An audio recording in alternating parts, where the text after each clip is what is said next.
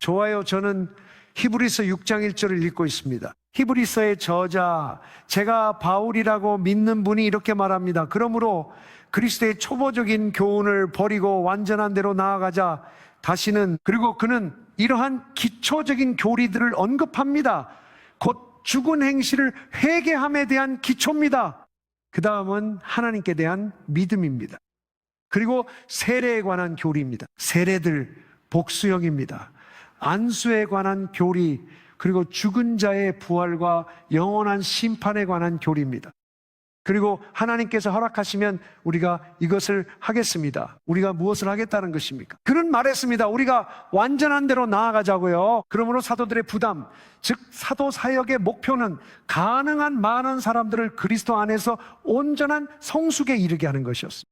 단순히 기도를 시켜 이제 구원받았다고 말하는 게 아니라 최대한 많은 일을 그리스도 안에서 온전히 성숙하게 하는 것이었죠.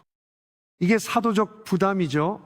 갈라디아서 4장 19절에 바울은 내 자녀들아 너희 안에 그리스도의 형상이 이루어질 때까지 다시 해산하는 수고를 한다 했죠. 그래서 그는 계속 나아가자고 말했죠. 완전함은 결핍 없는 온전한 성숙을 뜻합니다. 에베소서 4장과 골로새서 1장 28절에 나오듯 그는 각 사람을 권면하고 지혜로 가르치며 그를 전파한다고 말합니다. 이는 우리가 각 사람을 그리스도 안에서 완전한 자로 세우기 위함입니다. 에베소서 4장, 우리가 다 그리스도의 충만하신 분량에 이르기까지입니다. 우리 모두가 그렇습니다. 그러니까 여기서 암시하는 것은 우리가 이러한 기초 교리들을 이해하지 못하면 성숙으로 자라날 수 없다는 것입니다. 이 교리들은 우리의 삶의 일부가 됩니다. 그 중 하나가 죽은 자의 부활입니다. 고린도전서 15장 1절에서 이를 살펴보겠습니다. 바울은 씁니다. 형제들아, 내가 전한 복음을 다시 알립니다. 이는 너희가 받은 것이요 그 말을 굳게 지키고 헛되이 믿지 않으면 그 복음으로 구원받을 것입니다.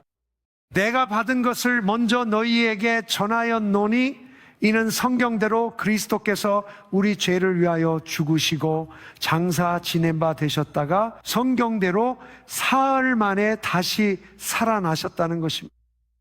그리고 그 후에 게바, 즉 베드로에게 보이셨고 그 다음에는 12제자에게 보이셨습니다. 그 후에는 500명이 넘는 형제들에게 한 번에 보이셨는데 그중 대부분은 지금까지 살아있으나 어떤 이들은 잠들었습니다. 그 후에는 야고보에게 그리고 모든 사도들에게 보이셨습니다. 맨 마지막으로는 때가 늦게 난 자 같은 나에게도 보이셨습니다.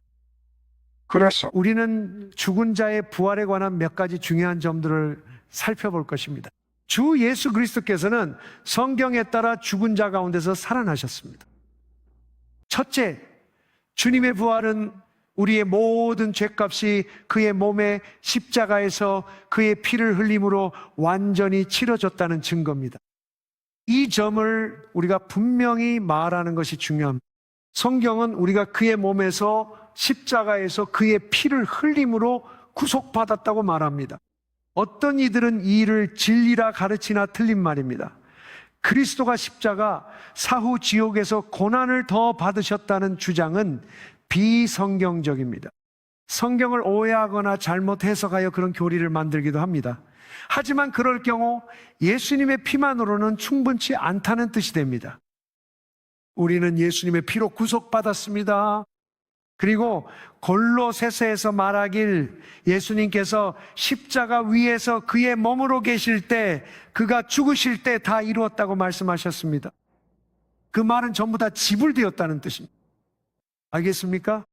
그러니까 첫 번째로 예수님의 부활은 우리의 죄값이 완전히 치러졌다는 것을 증명합니다. 이사야 53장 6절은 하나님께서 우리 모두의 죄악을 예수님께 담당시키셨다고 말합니다. 로마서 6장이 13절에는 죄의 삭슨 사망이라고 나와 있습니다. 그리고 고린도전서 15장 3절에는 성경대로 그리스도께서 우리 죄를 위하여 죽으셨다고 기록되어 있습니다. 골로새서 1장 19절에는 이렇게 나와 있습니다. 아버지께서는 예수님 안에 모든 충만함이 거하게 하시기를 기뻐하셨고 그분을 통해 땅에 있는 것이나 하늘에 있는 것이나 만물을 자기와 화목하게 하셨으니 이는 그분의 십자가의 피로 평화를 이루셨기 때문입니다. 로마서 4장 25절에는 예수께서 우리의 범죄 때문에 내어줌이 되었고 우리의 의롭다 하심을 위하여 살아나셨다고 기록되어 있습니다. 그래서 이 성경 구절들을 함께 놓고 보면 그 의미는 이렇습니다. 하나님께서는 우리 모두의 죄악을 예수님께 지우셨습니다. 죄의 삭은 사망입니다. 예수님께서 모든 인류의 모든 죄를 완전히 대속하지 않으셨다면 무덤에서 나오실 수 없었을 것입니다. 사망이 그분을 붙잡았을 것입니다. 로마서 4장은 예수님이 우리의 의를 위해 사신 게 아니라 우리의 의로움 때문에 살아나셨다고 말합니다. 그의 죽음으로 우리가 의로워졌기에 살아나신 것입니다. 그래서 부활은 무엇보다 성경을 입증합니다. 부활은 예수 그리스도의 말씀을 입증하는데 그분께서 자신의 죽음과 부활을 직접 예언하셨기 때문입니다. 그분의 예언대로 이루어졌습니다. 성경에 기록된 대로 부활은 성경을 입증하며 그분이 하나님이심을 증명합니다. 죽은 자 가운데 살아나심으로 우리의 모든 죄가 대속되었음을 확증한 것입니다.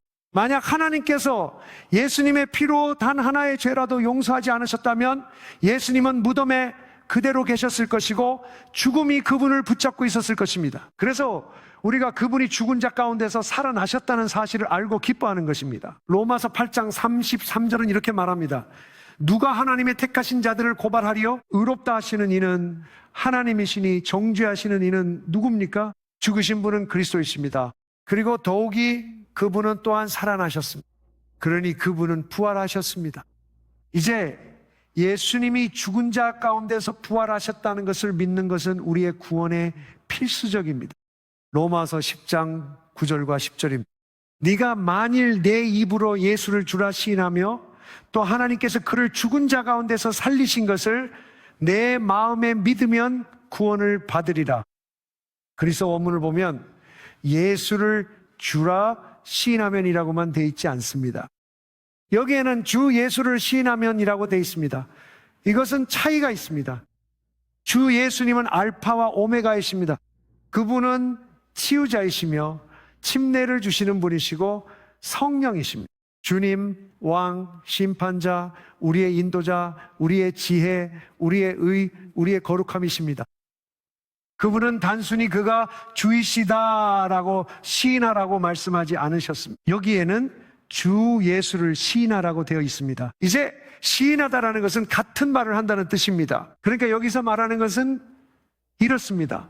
다시 읽어드리겠습니다. 로마서 10장 9절 네가 만일 내 입으로 예수를 주로 시인하며 또 하나님께서 그를 죽은 자 가운데서 살리신 것을 내 마음에 믿으면 구원을 받으리라. 다시 말해 예수님이 누구신지 그 모든 것을 우리가 믿고 시인하며 같은 말을 한다는 것입니다. 우리는 말합니다. 그분은 나의 구원자이시고 나의 치유자이시며 나의 구속자이십니다. 그분은 나의 성화이십니다. 이것이 바로 주 예수를 시인하는 것입니다. 나는 믿고 같은 말을 합니다. 그분 말씀대로 고백합니다. 내 머리를 드시는 영광해 주시며 자비로운 하나님이십니다. 그분은 오실 왕이십니다. 그분은 의로우신 재판장이십니다. 우리가 그분을 무엇이라고 믿고 시인하느냐에 따라 우리는 그분을 그렇게 경험하게 됩니다. 치유자나 성령 세례 주심을 안 믿어도 그분을 죄의 구원자로만 믿는다면 딱 그만큼만 알게 될 것입니다. 하지만 내가 그분이 성령 세례를 주시는 분임을 믿고 시인하면은 나는 그분을 경험하게 됩니다. 아멘. 보세요. 이것은 단순히 내가 죄 사함을 받아 구원받았다는 것보다 훨씬 더 큰 그림입니다. 물론 그것도 놀라운 일이고 가장 중요한 일이죠. 하지만 그보다 더 많은 것이 있습니다. 그래서 그는 말합니다. 당신이 마음으로 하나님께서 그를 죽은 자 가운데서 살리신 것을 믿으면 구원을 받을 것이라고요. 사람이 마음으로 믿어 의에 이르고 입으로 시인하여 구원에 이른다고 했습니다. 여기서 구원이라는 단어는 소조입니다. 이 단어는 단순히 죄사함보다 훨씬 더 큰 의미를 가지고 있습니다. 예수님 옷자락을 만져 치유받은 여인에게 예수님은 네 믿음이 너를 구원했다고 말씀하셨습니다. 곧 구원받았다는 뜻이죠. 너를 온전하게 만들었다는 뜻이기도 합니다. 이 구원이라는 단어는 치유, 해방을 의미합니다. 용서받고 온전하게 되고 회복된다는 뜻입니다. 그러니까요. 입으로 시인함으로써 치유, 구원, 용서, 해방, 온전함, 성화에 이르게 되는 것입니다. 그래서 이 단어가 훨씬 더 큰 의미를 갖는 것입니다. 우리는 예수님을 믿고 시인합니다. 우리의 마음으로 믿는 것이죠. 그렇죠? 시인은 마음으로 하는 것입니다. 하나님께서 너를 죽은 자 가운데서 살리신 것을 마음으로 믿으면 구원을 받게 됩니다. 마음으로 믿어야 이르고 입으로 시인하여 구원에 이르는 것입니다. 그러니까 예수님이 누구신지에 대한 모든 것을 우리는 믿고 시인함으로써 경험하게 됩니다. 하지만 우린 죽은 자의 부활을 믿어야 하죠. 요한복음 10장 17, 18절에 예수님은 자신의 죽음과 부활을 예언하셨죠. 예수님이 말씀하셨습니다. 내가 목숨을 버리고 다시 얻기에 아버지께서 나를 사랑하신다. 나는 목숨을 스스로 버리고 다시 얻을 권세가 있다. 이 명령은 내 아버지께로부터 받은 것이다. 마가복음 9장 31절에 예수께서 제자들을 가르치며 이르셨습니다. 인자가 사람들의 손에 넘겨져 죽임을 당할 것이다. 그리고 그가 죽임을 당한 후 사흘 만에 다시 살아날 것이다. 그래서 실제로 그렇게 되었습니다. 요한복음 2장 18절 유대인들이 예수님께 물었습니다. 이런 일을 하니 우리에게 무슨 표적을 보여주겠소? 예수께서 대답하셨다. 이 성전을 헐라 내가 사흘 만에 일으키리라. 유대인들이 말했다. 이 성전을 짓는데 46년이나 걸렸거늘 당신이 사흘 만에 일으키겠소? 예수님은 성전을 자기 몸에 비유하신 것임. 부활하신 후 제자들은 이 말씀을 기억했다. 그리고 그들은 성경과 예수께서 하신 말씀을 믿게 되었다. 그러므로 죽은 자 가운데서의 부활은 예수님이 하나님의 아들이심을 입증하고 우리의 죄가 대속되었음을 입증하며 성경이 하나님의 말씀임을 입증합니다. 그가 죽은 자 가운데서 살아나셨을 때 그들은 성경을 믿었습니다. 저는 위대한 복음 전도자 T.L. 오스본의 이야기를 들었던 것이 기억납니다. 오스본은 약 60년 동안 80개에서 100개국 사이에서 복음을 전했습니다. 그가 가는 모든 도시마다 그의 복음 집회에서는 표적과 기적, 이사가 일어났습니다. 그는 자주 이렇게 말하곤 했습니다. 지금부터 제가 말씀드릴 겁니다. 그는 단순한 복음 메시지를 전한 뒤 사람들에게 이렇게 말했습니다. 그는 힌두교인이나 무슬림 혹은 불교도들 앞에 서 있을 수도 있었습니다. 그리고 주님을 영접하라고 기도하기 전에 그는 이렇게 말하곤 했습니다. 이제 예수님의 이름으로 기도하며 그분께서 손을 내밀어 치유와 기적을 행하시도록 구할 것입니다. 내가 그의 이름으로 기도할 때 만약 아무도 눈먼 사람이 보지 못하고 귀 먹은 사람이 듣지 못하며 아무 기적도 일어나지 않는다면 그는 말했습니다. 그때는 우리가 이 집회를 끝내고 모두 집에 돌아가면 됩니다. 나는 거짓 증인이며 예수님은 죽은 자 가운데서 살아나지 않으신 것입니다. 그런 말했습니다. 내가 그 이름으로 기도할 때 맹인이 눈을 뜨고 다리 저는 이가 걷게 된다면 그분이 죽음에서 부활하신 구세주임을 알게 될 것입니다. 부활하지 않은 신은 기도에 응답할 수 없기 때문입니다. 그는 늘 그렇게 말했습니다. 또 이렇게 제안했죠. 제가 맹인을 위해 기도하기 전 기도할 힌두교 사제 계십니까?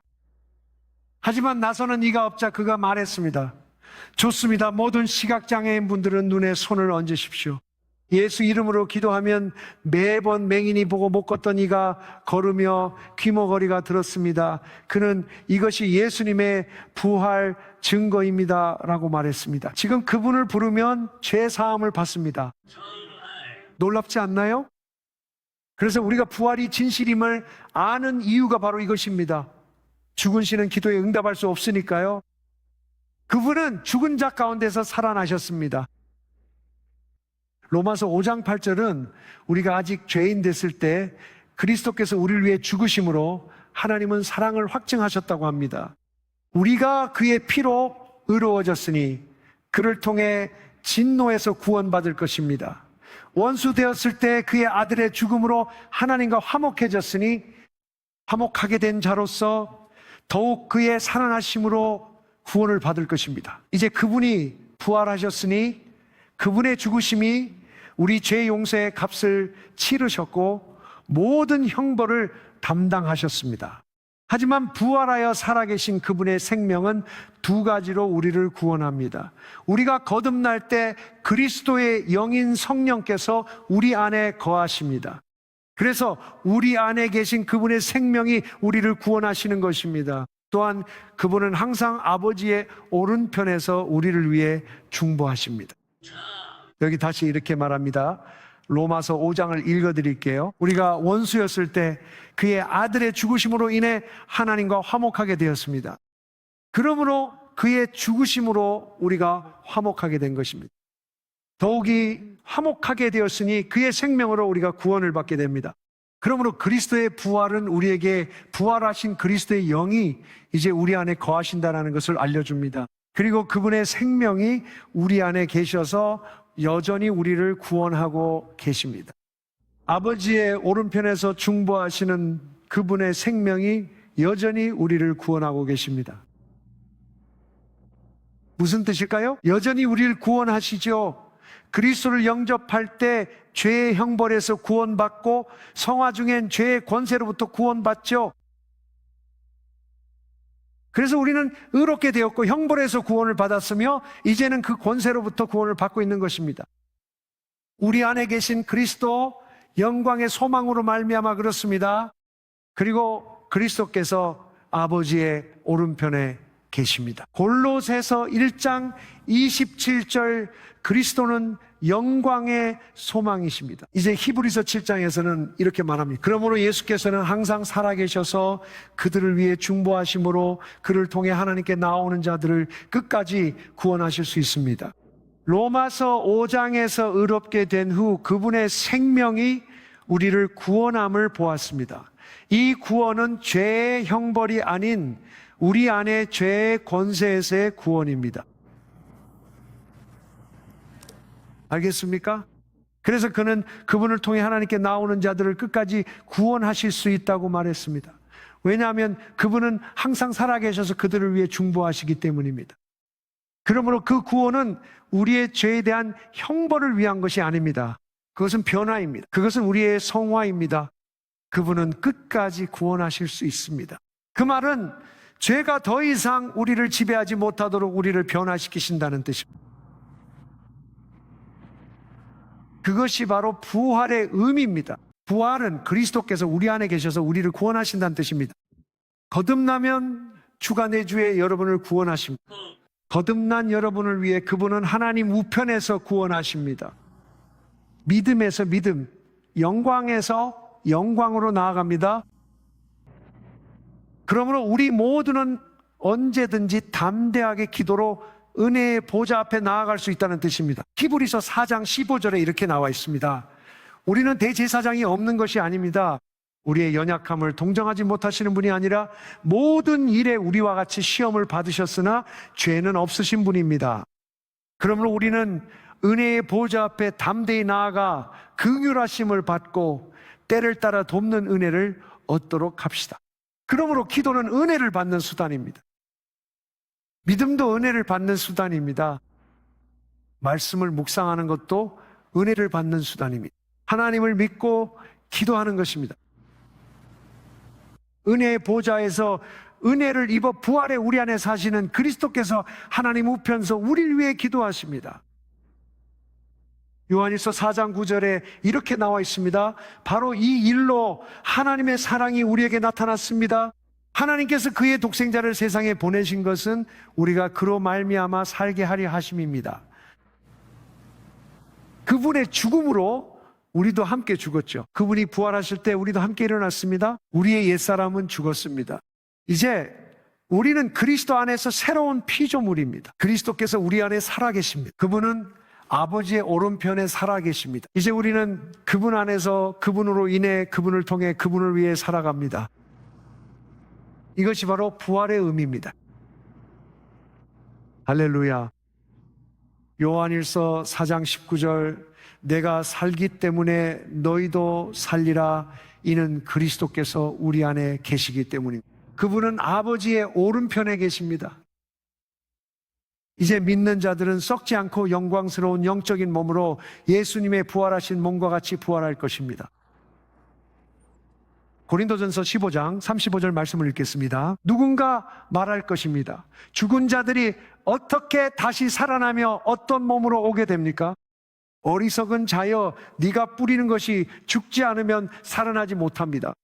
네가 뿌리는 것은 장차될 그 몸을 뿌리는 것이 아니라 밀이나 다른 곡식의 알갱이 하나를 뿌리는 것입니다. 그러나 하나님께서는 원하시는 대로 각 씨앗에 그 고유의 몸을 주십니다.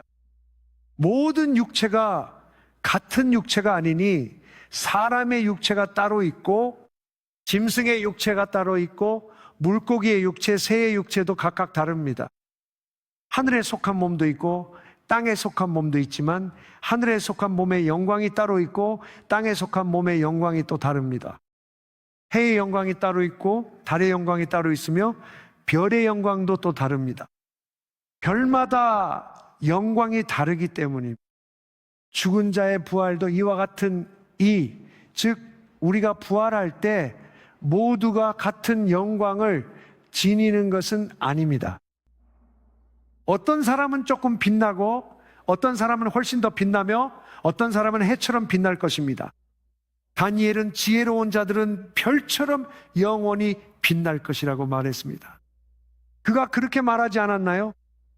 예수님께서도 부활 때 하나님의 아들들이 빛날 것이라고 말씀하셨습니다.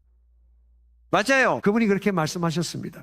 우리는 하나님의 영광으로 빛나게 될 것입니다.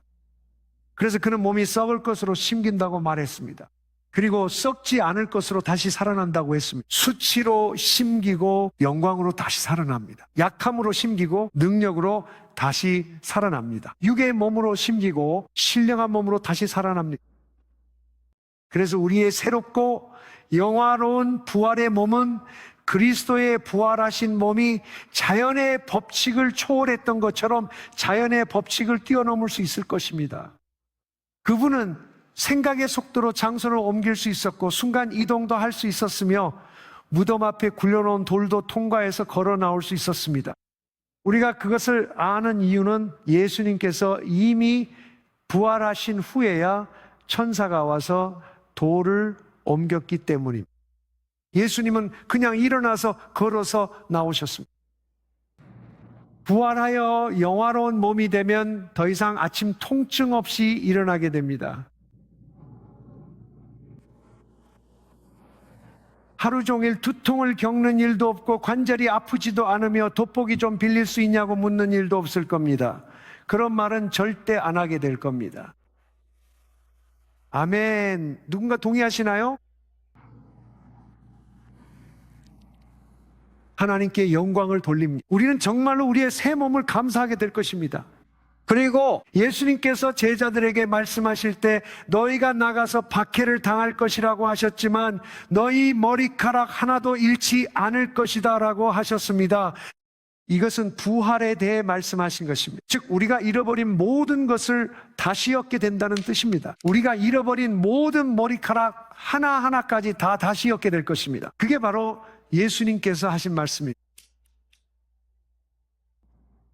우리는 모두 강하고 젊고 건강하며 에너지가 넘치게 될 것입니다.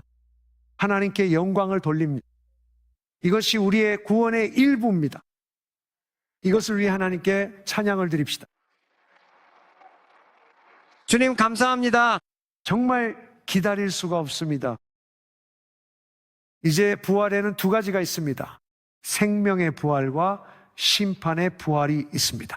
우리는 지금 아주 단순하고 기초적인 교리, 곧 죽은 자의 부활에 대해 이야기하고 있습니다. 부활에는 두 가지가 있습니다. 요한복음 5장 28절에서 예수님께서 말씀하셨습니다. 이것에 놀라지 말라. 무덤 속에 있는 모든 자들이 그의 음성을 듣고 나올 때가 오고 있다. 선을 행한 자는 생명의 부활로, 악을 행한 자는 심판의 부활로 나올 것이다. 여기서 주목할 점은 예수님께서 생명의 부활이라고 말씀하셨다는 것입니다. 그는 생명의 부활들이라고 복수로 말씀하지 않으셨습니다. 생명의 부활은 하나이고 사망의 부활도 하나입니다. 이 점을 기억하세요. 나중에 다시 살펴볼 것입니다. 누가복음 14장 14절에서 예수님은 초대한 이에게 말씀하셨습니다. 점심이나 저녁을 베풀 때 친구나 친척, 부유한 이웃을 부르지 마십시오. 그들이 보답할까 염려하기 때문입니다. 그러나 잔치를 베풀 때에는 가난한 자, 장애인, 저는 자, 맹인을 초대하라.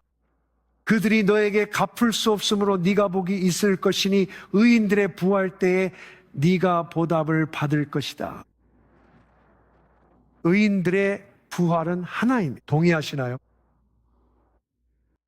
이제 생명의 부활 또는 의인들의 부활은 첫째 부활이며 이는 주 예수 그리스도의 공개적이고 가시적인 재림 때 일어납니다.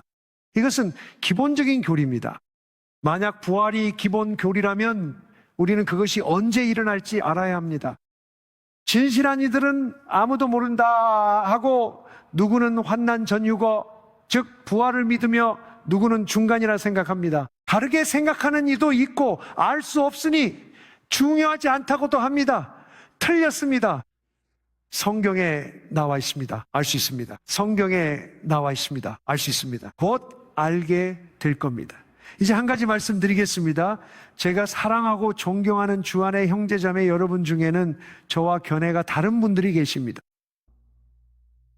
저는 그것이 성경의 가르침과 다르다고 말하고 싶습니다.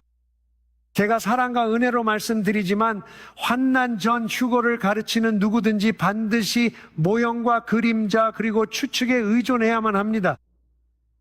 추측에 의존해야 합니다. 저는 이것이 모형과 그림자를 의미한다고 생각하지만 흑백처럼 분명하고 애매함이나 예외 없이 명확합니다. 부활이 시대의 끝인 재림 때 환난 후에 일어난다는 것은 성경에 명확히 기록되어 있습니다. 여러분도 알 수 있죠? 어떤 분들은 그게 중요할까요? 라고 묻습니다. 그냥 우리 모두 잘 지내면 되잖아요. 저도 모두와 잘 지내고 싶어요. 저도 모두와 잘 지내고 싶지만 이건 정말 중요한 문제입니다. 만약 여러분이 힘든 일이 닥치기 전 사라질 거라 생각한다면 제대로 준비하지 못할 테니까요. 그리고 주 예수 그리스도는 교회에 어떻게 살아가야 할지 조언하셨습니다. 그래서 힘든 시기에도 우리는 극복 가능합니다. 누가복음 21장 36절에 예수님은 말씀하십니다. 그분은 땅에 닥칠 시련을 예고하셨죠. 겁주기보다 준비시키려 하신 겁니다. 주님께서는 예언을 주시고 그 다음에 조언을 주십니다. 그리고 그 조언은 그러므로 항상 깨어 기도하라. 그래야 이 모든 일을 피할 자로 합당히 여김을 받을 수 있다는 것입니다. 알겠죠? 그러니까 성경에 나와 있습니다. 자, 이제 우리는 성경에서 의인의 부활이 언제인지 정죄의 부활이 언제인지 알아볼 것입니다. 그것이 바로 그 이름입니다. 좋아요, 한번 볼까요? 데살로니 가전서에 4장 15절입니다. 주님의 말씀으로 우리가 여러분에게 이것을 말하노니 주께서 오실 때까지 살아남아 있는 우리가 잠든 자들보다 결코 앞서지 못하리라. 여기서 남아있다, remain라는 단어는 그리스어로 찾아보면 생존하다라는 뜻입니다. 완전 새로운 맥락이죠. 그는 우리가 살아있는 끝까지의 생존자들이라 말합니다. 모든 사람이 끝까지 살아남는 것은 아닙니다. 사실 예수님께서 말씀하시기를 그날들이 짧아지지 않으면 아무 육체도 구원을 받지 못할 것이라고 하셨습니다. 이것은 사람들을 겁주기 위한 것이 아닙니다. 하나님께서 우리에게 조언을 주셨습니다. 우리가 주님의 조언을 따라 산다면 두려워할 것이 없습니다. 이제 잘 보세요.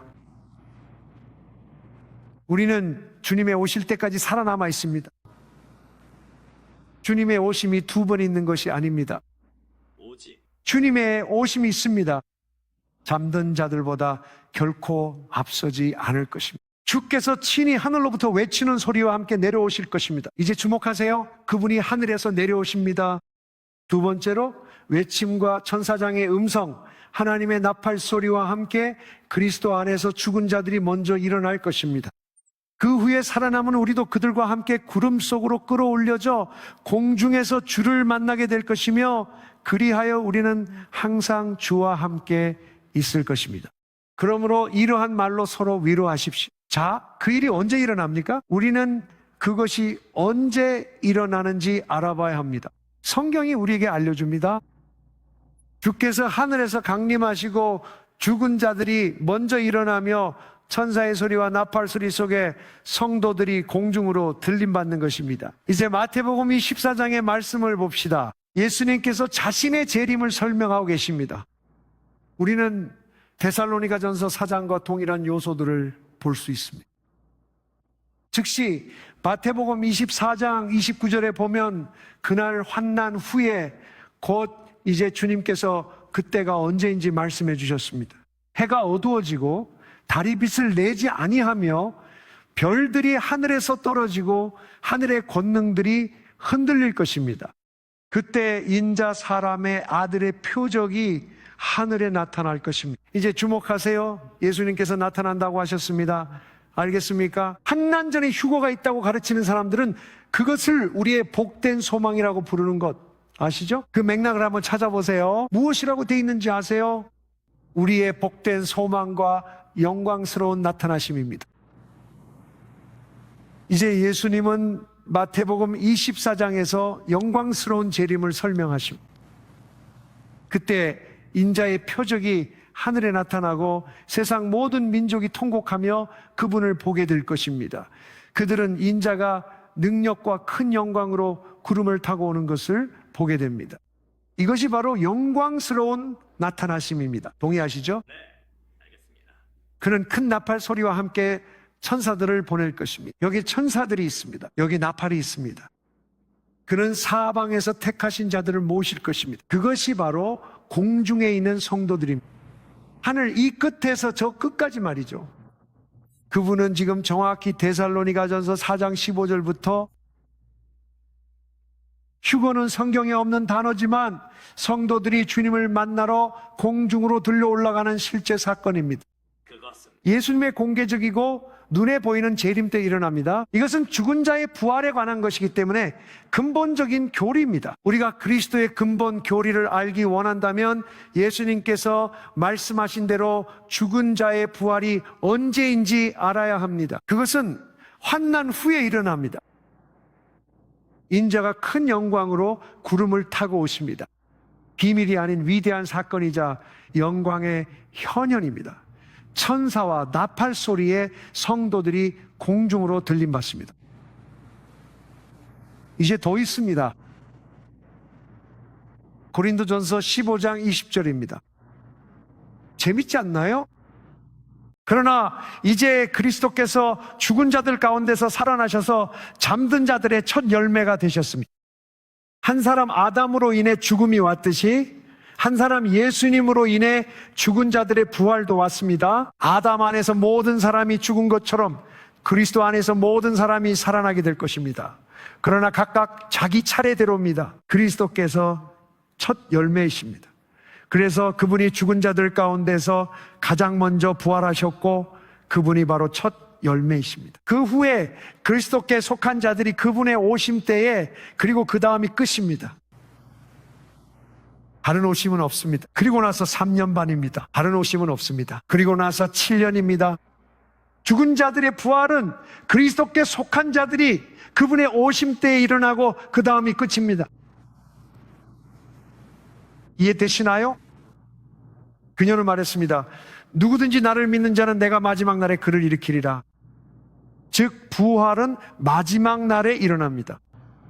그 다음에 끝이 오는데 그때 그분은 왕국을 하나님 아버지께 넘기시며 모든 통치와 모든 권세와 모든 능력을 끝내십니다. 그래서 성경은 우리가 주 예수 그리스도의 눈에 보이는 재림 때에 부활할 것임을 밝히고 있습니다. 그 다음에 끝이 옵니다. 요한복음 6장 40절입니다. 예수님께서 말씀하셨습니다. 나를 보내신 이의 뜻은 아들을 보고 그를 믿는 자마다 영생을 얻게 하는 것이니 내가 마지막 날에 그를 일으키리라. 재림이 두 번 있는 것이 아닙니다. 이제 베드로후서 3장에 보면 주의 날이 밤에 도둑같이 오리라고 했습니다.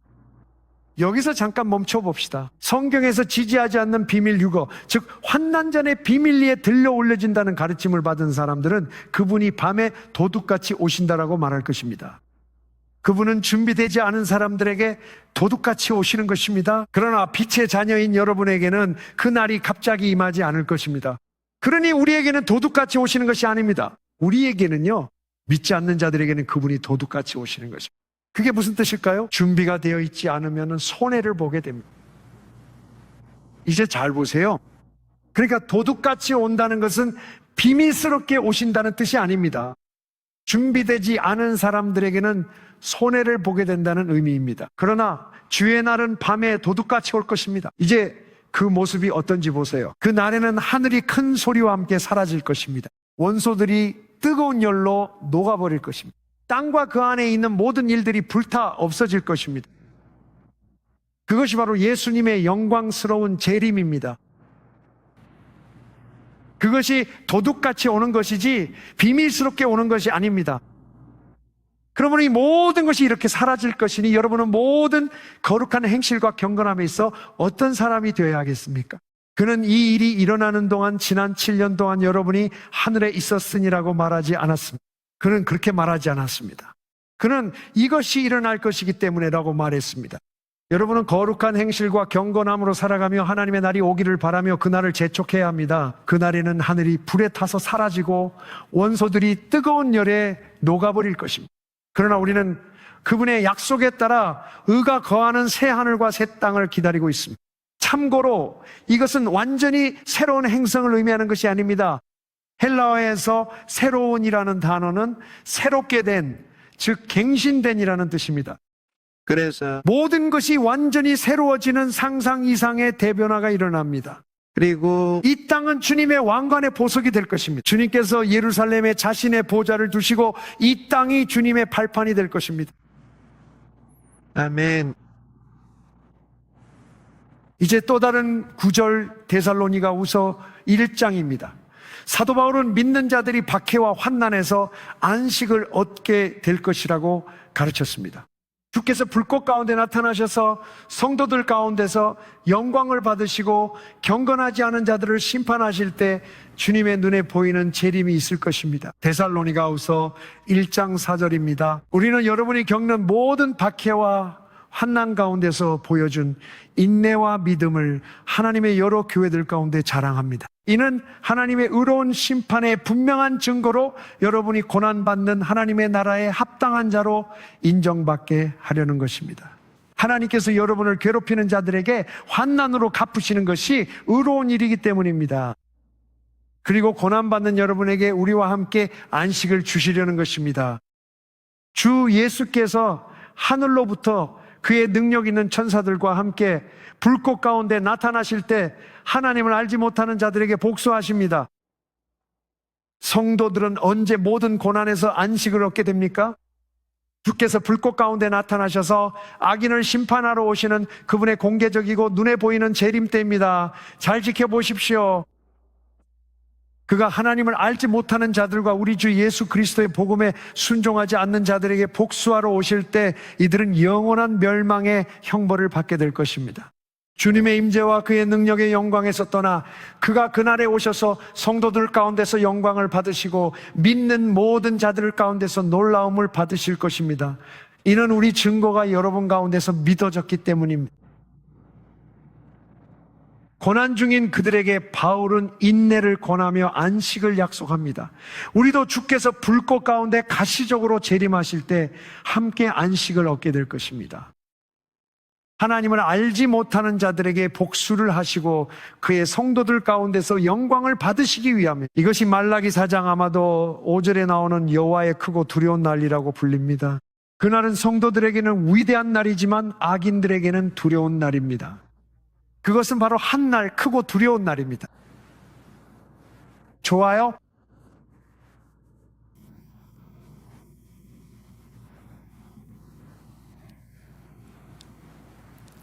이제 첫 번째 부활은 의인들의 부활입니다. 그것은 대환난 이후에 일어납니다. 경제의 부활은 천년 왕국이 끝날 때 일어납니다.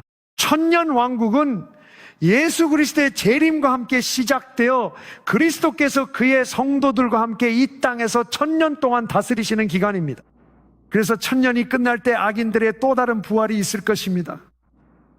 그리고 하나님께서 그들에게 백보자 심판이라고 불리는 심판을 내리실 것입니다. 좋아요? 하늘에서 사도 요한은 대환난을 통과한 자들의 영혼을 보았습니다. 그들은 적그리스도에 맞서 저항했습니다. 그들은 예수 그리스도께 충성을 지킨 대가로 순교당했습니다. 이러한 이긴 자들을 하늘에서 본 요한은 이것이 첫째 부활이라고 말했습니다. 이것은 대환난 이전에는 어떤 부활이나 휴거가 없었음을 의미합니다. 만약 그렇지 않았다면 요한은 이것을 둘째 부활이라고 불렀을 것입니다. 요한계시록 20장 4절을 읽어봅시다. 나는 보좌들을 보았고 그 위에 사람들이 앉아 있었으며 심판하는 권세가 그들에게 주어졌습니다. 나는 예수에 대한 증언과 하나님의 말씀 때문에 목이 베인 자들, 짐승이나 그의 우상에게 경배하지 않은 자들의 영혼을 보았습니다. 그들은 이마나 손에 짐승의 표를 받지 않았습니다. 그리고 그들은 그리스도와 함께 천년 동안 살며 왕 노릇했습니다. 그러나 나머지 죽은 자들은 천년이 끝날 때까지 다시 살지 못했습니다. 이것이 첫째 부활입니다. 그래서 그는 사람들이 보좌에 앉아 있는 것을 보았습니다. 그리고 그는 목이 베인 다른 사람들도 보았습니다. 그들은 증언을 위해 짐승의 표를 받지 않았습니다. 그들은 하나님께 신실하게 섰습니다. 그가 말하길 내가 본 것은 이것이 첫째 부활이라고 했습니다. 그러므로 첫째 부활은 환난 후에 일어나야 합니다. 성경은 분명히 우리의 복된 소망이 비밀스러운 오심이 아니라 영광스러운 나타나심임을 보여줍니다. 디도서 2장 13절, 우리는 복된 소망과 우리 위대한 하나님이시며 구주이신 예수 그리스도의 영광스러운 나타나심을 기다리고 있습니다. 하나님께서는 대환난 전에 믿는 자들을 이 땅에서 데려가시지 않을 것입니다. 요한복음 17장 15절에서 예수님께서 기도하셨습니다. 아버지여, 내가 비오니 그들을 세상에서 데려가시기를 위함이 아니요 다만 악한 자에게서 그들을 지키시기를 위함이니이다. 요한계시록 3장 10절을 읽어보면 예수님이 빌라델비아 교회에 말씀하셨습니다. 네가 내 인내의 말을 지켰기에 세상을 시험할 때에 너를 지키리라. 지키리라는 요한복음 17장 15절에 같은 그리스도입니다. 그들을 세상에서 데려가길 구하지 않고 악에서 지켜주옵소서 하신 때와 같습니다. 그러므로 주의 계명을 지키며 신실한 자들은 어찌 될까요? 그분께서 말씀하시기를 내가 너를 온 세상에 임할 시험의 때에서 지키리라. 우리가 이 땅에 있을 때 여러 일이 일어날 것이며 그때 시편 91편이 적용됩니다. 주는 나의 피난처라 고백하십시오. 나는 그분을 나의 거처 나의 숨는 곳으로 삼을 것이다. 그분의 그늘 아래 거하라. 1000명이 내 곁에서 10,000명이 내 오른쪽에서 엎드러질지라도 그 재앙이 내게 가까이 오지 못하리라. 오직 내 눈으로만 악인들의 보응을 보게 될 것이다. 이것이 성경이 가르치는 바입니다. 진실을 말씀해 주세요, 목사님. 아멘. 이제 잘 보세요. 사도행전 14장 21절과 22절입니다. 사도들이 그 성에서 복음을 전하여 많은 제자를 삼은 후에 루스드라와 이고니온과 안디옥으로 돌아가서 제자들의 마음을 굳게 하였습니다. 그들에게 믿음 안에 머물도록 권면하며 말하기를 우리가 많은 환난을 겪어야 하나님의 나라에 들어갈 수 있다고 하였습니다. 그냥 원래 그런 방식입니다. 우린 진노의 대상이 아니라고들 하죠. 맞습니다. 노아도 그랬지만 당시 땅 위에 있었습니다. 악인을 심판한 그 동일한 홍수가 그를 들어 올렸습니다. 노아의 때와 같이 인자가 올 때도 그러할 것입니다. 방주는 그리스도를 상징하며 베드로는 물이 세례의 예표이자 세례가 물의 예표라고 말했죠. 그래서 홍수의 물은 방주가 곧 그리스도임을 의미합니다. 그래서 그들은 들어가서 심판이 임할 때 땅 위에서 그리스도 안에 숨겨졌던 것입니다. 모세와 이스라엘 백성들도 심판이 임할 때 땅 위에 있었지만 그들은 고센에 있었습니다.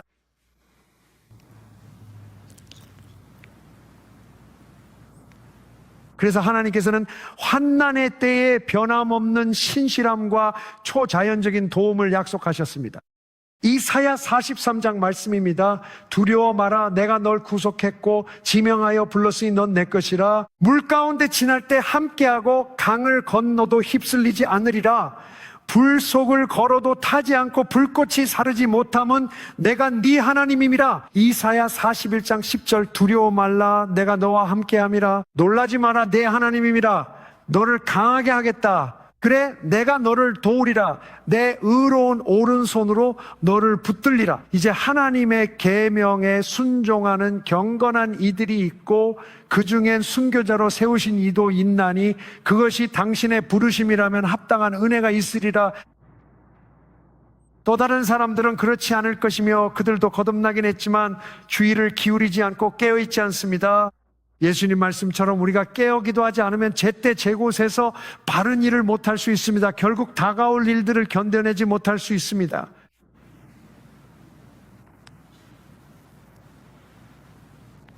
그래서 하나님께서 부르시는 사람들이 있을 것입니다. 모든 사도들 중에서 요한을 제외한 모두가 순교를 당했습니다. 그들은 요한도 죽이려고 했지만 실패했습니다.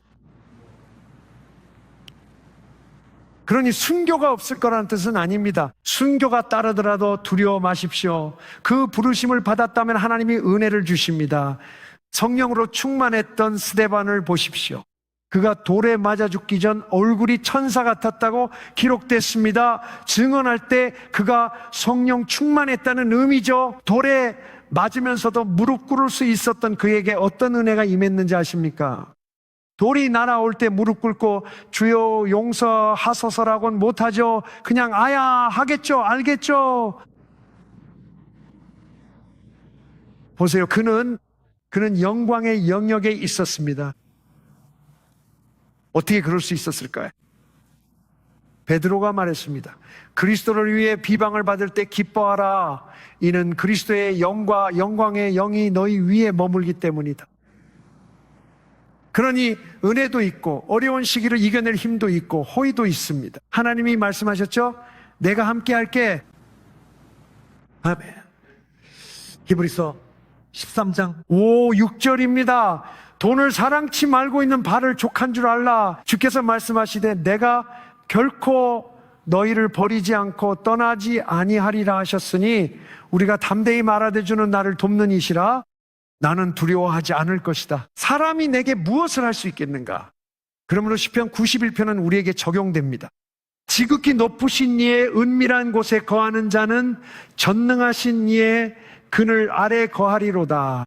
내가 주께 말하리니 그는 나의 피난처여 나의 요새시며 나의 하나님이시니 내가 그를 신뢰하리라. 참으로 그가 나를 새 사냥꾼의 올무와 심각한 전염병에서 건져내실 것이다. 그가 그의 깃털로 너를 덮으시리니 네가 그의 날개 아래에서 피난처를 얻으리라. 그의 진리가 내 방패와 갑옷이 되리라. 너는 밤에 임하는 두려움이나 낮에 날아드는 화살을 두려워하지 아니하리라. 그리고 그는 계속해서 말합니다. 시 전체에서 그의 천사들이 너를 들어올려 지키고 보호할 것이라고요. 우리가 그 안에 거하면 하나님께서 우리에게 주시는 모든 약속들이 있습니다. 마태복음 28장 19절에서 예수님께서 말씀하셨습니다. 그러므로 너희는 가서 모든 민족을 제자로 삼아 아버지와 아들과 성령의 이름으로 세례를 베풀고 내가 너희에게 명령한 모든 것을 가르쳐 지키게 하라. 보라, 내가 세상 끝날까지 항상 너희와 함께 있으리라. 주님께서 우리와 함께 하십니다. 세상 끝날까지요. 또 다른 말씀이 있습니다. 마태복음 24장 22절입니다. 예수님이 말씀하셨습니다. 그 날을 줄이지 않으면 누구도 구원받지 못하겠지만 택하신 자들을 위해 그 날은 줄어들 것입니다. 누군가는 이게 유대인에게만 해당된다고 말합니다. 신약에서 택하신 자라는 단어는 단 몇 번 언급됩니다. 그중 일부는 주 예수님 자신을 가리키고 나머지는 그리스도 안에 있는 유대인과 이방인 모두를 가리킵니다.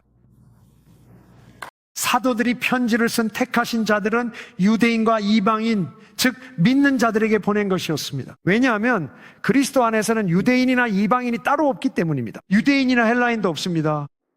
남자나 여자도 없습니다. 종이나 자유인도 없습니다. 그리스도 안에서 한 세 사람이 있을 뿐입니다. 그러므로 택하신 자들은 그리스도 안에 있는 사람들입니다. 그런 택하신 자들을 위해 그 날들이 단축될 것이라고 말씀하셨습니다.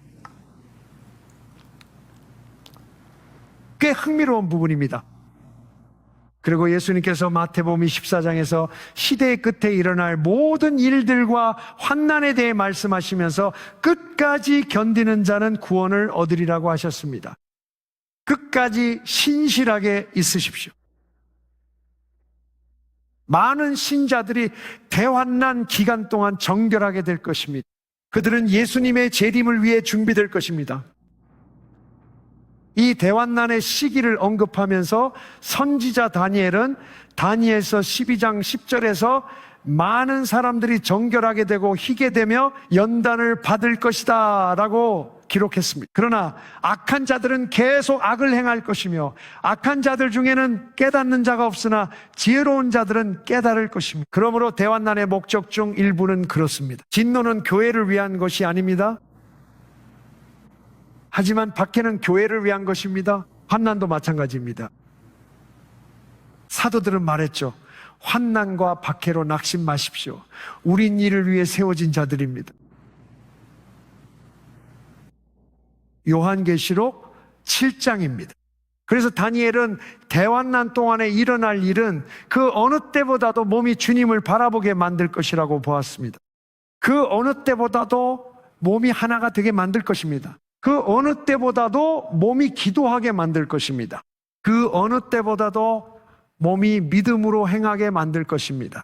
그 어느 때보다도 몸이 서로 사랑하고 나누게 만들 것입니다.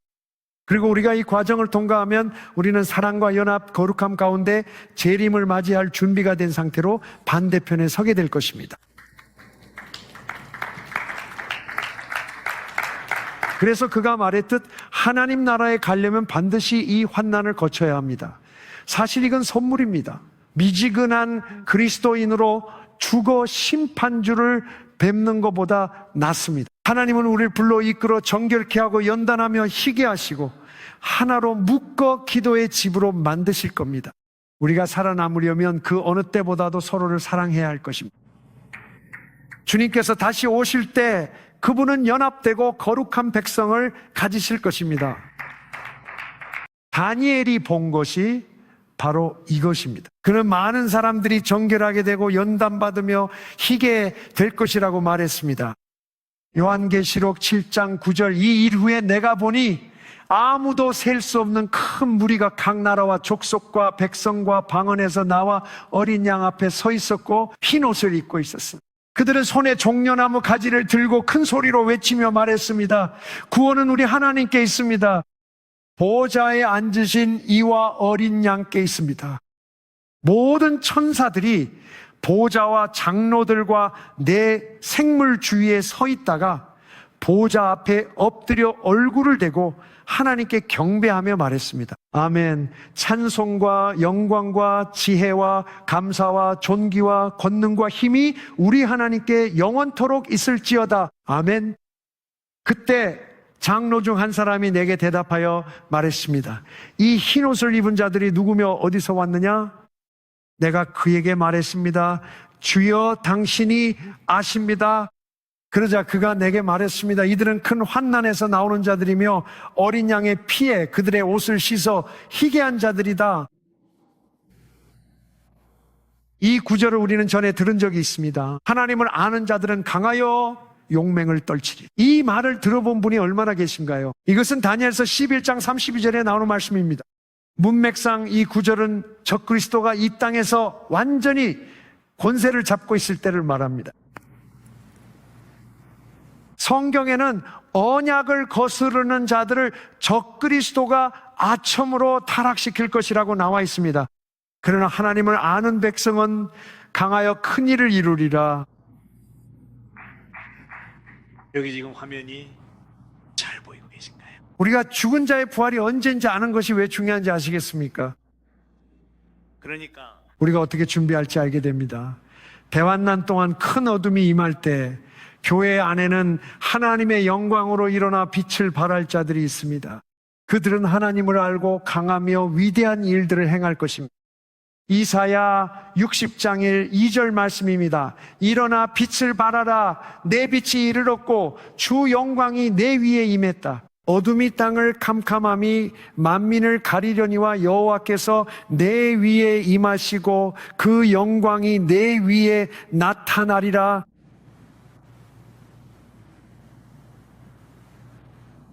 예수님의 죽은 자 가운데서의 부활은 우리의 죄가 용서받았다는 것뿐만 아니라 이제 그리스도의 영이 우리 안에 거하신다는 것, 그분이 아버지의 오른편에 계시며 우리를 위해 기도하신다는 것, 그리고 우리가 그분의 생명으로 구원을 받고 있다는 사실도 우리에게 확신시켜 줍니다.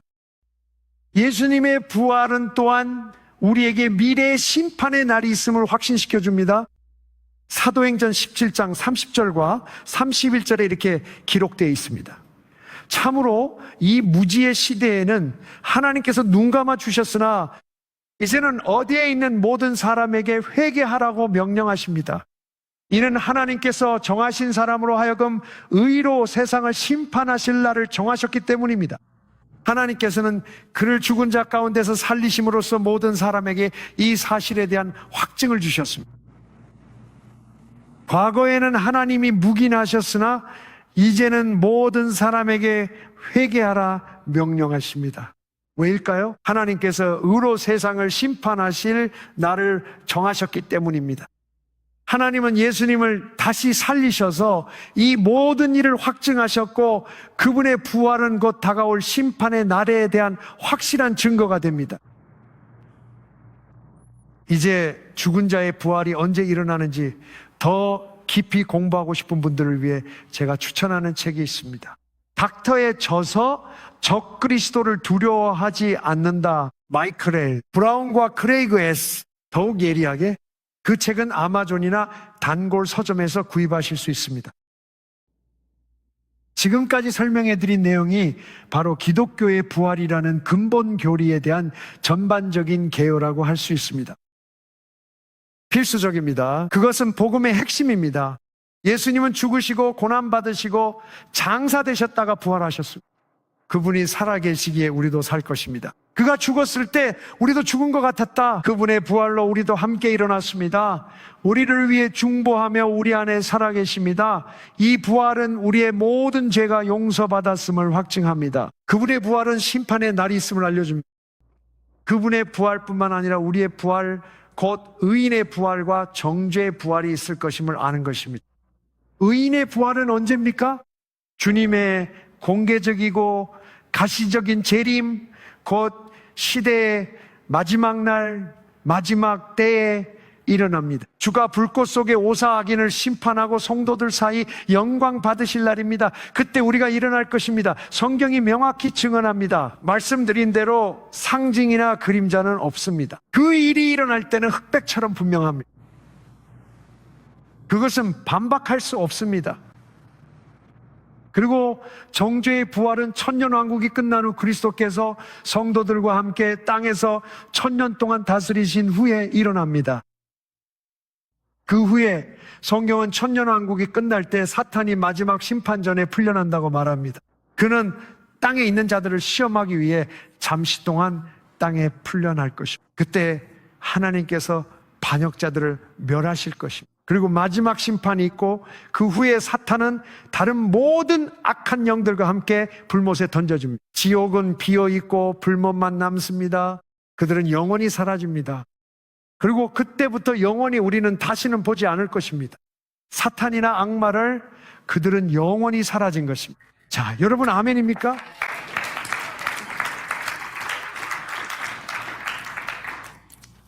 아멘. 아멘.